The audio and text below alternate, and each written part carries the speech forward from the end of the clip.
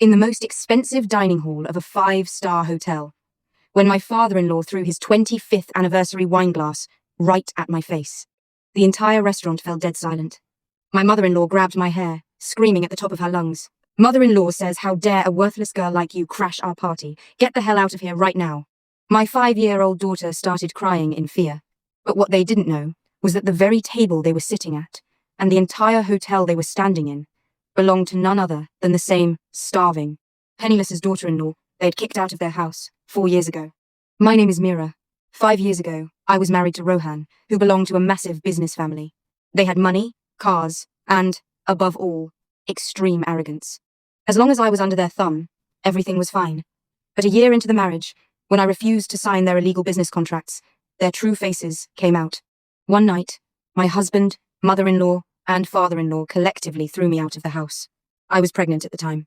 Mother-in-law says girls like you are a stain on our family name. Let's see how you and this bastard child survive on the streets now. I didn't beg them.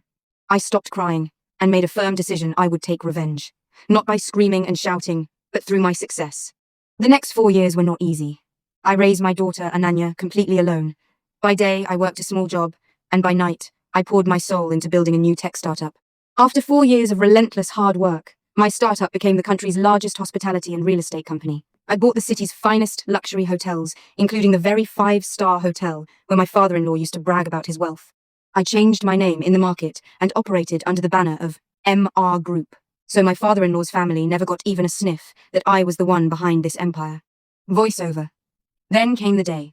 I found out that my father-in-law was celebrating his 25th wedding anniversary in the VIP section of my biggest hotel.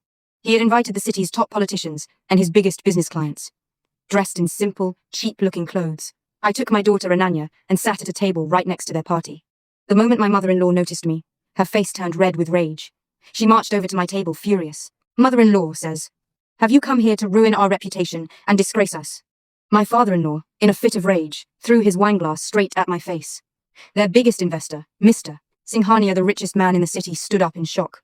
Rohan stepped forward and shouted, "Rohan," says security, "throw this beggar and her child out of here right now." Just then, the hotel's general manager and 4 bodyguards came rushing in, but they hadn't come to throw me out.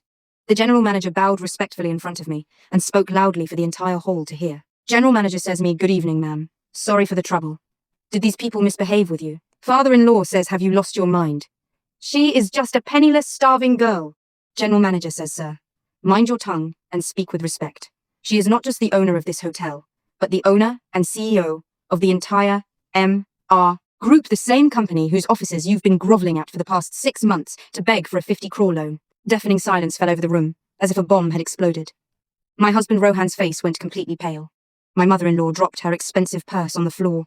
Mr. Singhania, their biggest investor, stepped forward.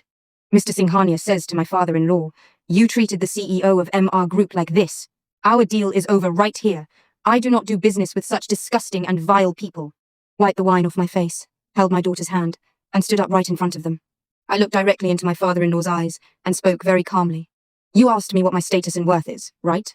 What your entire family earns in a whole year. My company pays that much in taxes in a single day. And, oh, by the way, your loan application has been rejected. Next month, this house of your arrogance is going to be auctioned off too." Walked out of there, holding my daughter's hand, while behind us, all their guests were abandoning them and leaving the party. The moral of the story is simple. When someone considers you weak, stay silent. Because when time answers back, the person opposite you is left with no place to hide.